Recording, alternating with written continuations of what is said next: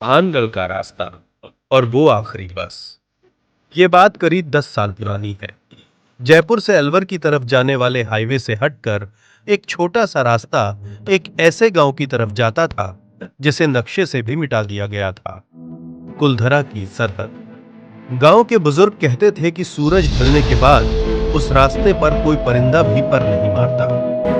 विक्रम दिल्ली के एक कॉलेज में पढ़ता था और उसे हॉरर थ्रिलर कहानियों और जगहों का बड़ा शौक था।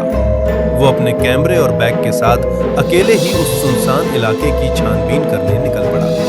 उसका मानना था कि भूत प्रेत सिर्फ कमजोर दिमाग की उपज होते हैं। शाम के करीब 7:30 बज चुके थे। चारों तरफ घनघोर अंधेरा छा गया था और दूर दूर तक कोई गाड़ी या इंसान नजर नहीं आ रहा था। विक्रम हाईवे के एक पुराने बस स्टॉप पर खड़ा था।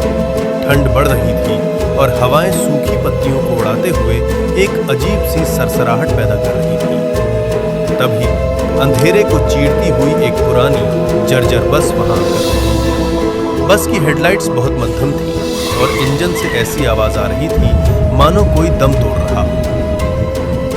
विक्रम खुश हो गया कि चलो रात बिताने के लिए कोई साधन तो मिला। बस के अंदर केवल पीली टिमटिमाती हुई लाइट जल रही थी। उसने देखा कि बस में 5-6 सवारी और बैठी थी, लेकिन कुछ अजीब था। कोई भी आपस में बात नहीं कर रहा था।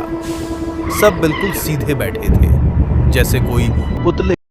विक्रम एक खाली सीट पर बैठ गया और उसने कंडक्टर से टिकट मांगने के लिए आवाज दी।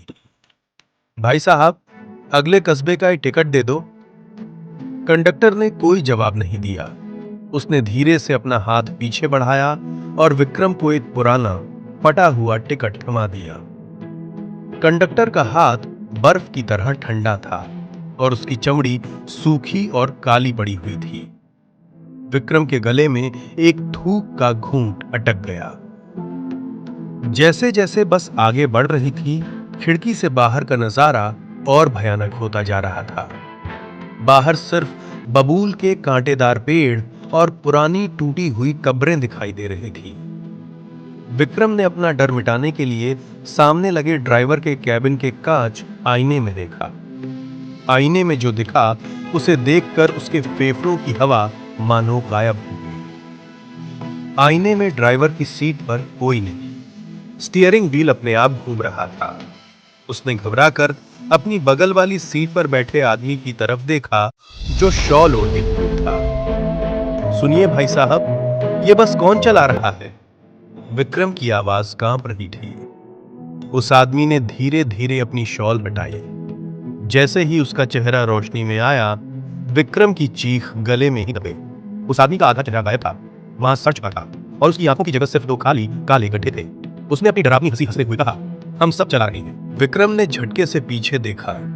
बस के सारे मुसाफिर अब अपनी सीटों से खड़े हो चुके थे और उनकी सफेद बिना पुतलियों वाली आंखें सीधे विक्रम को घूर रही थीं। उनके शरीर से सड़ने की तेज बदबू आ रही थी।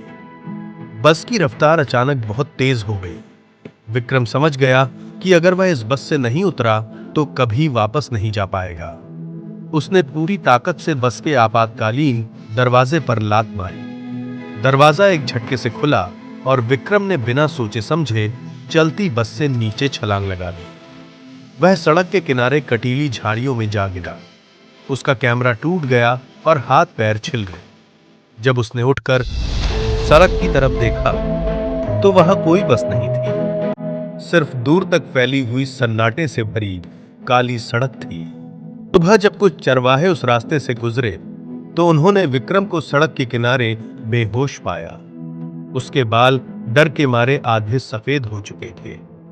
जब उसे होश आया तो उसने पुलिस और गांव वालों को पूरी बात बताई।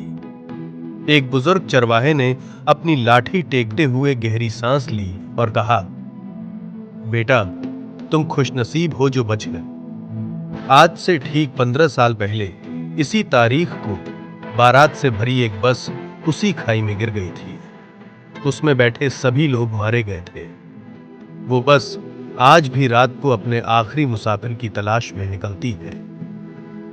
विक्रम उस दिन के बाद फिर कभी अकेले किसी सुनसान रास्ते पर नहीं गया। आज भी जब रात को उसे किसी गाड़ी के हॉर्न की आवाज सुनाई देती है तो उसकी रूह कांप उठती है।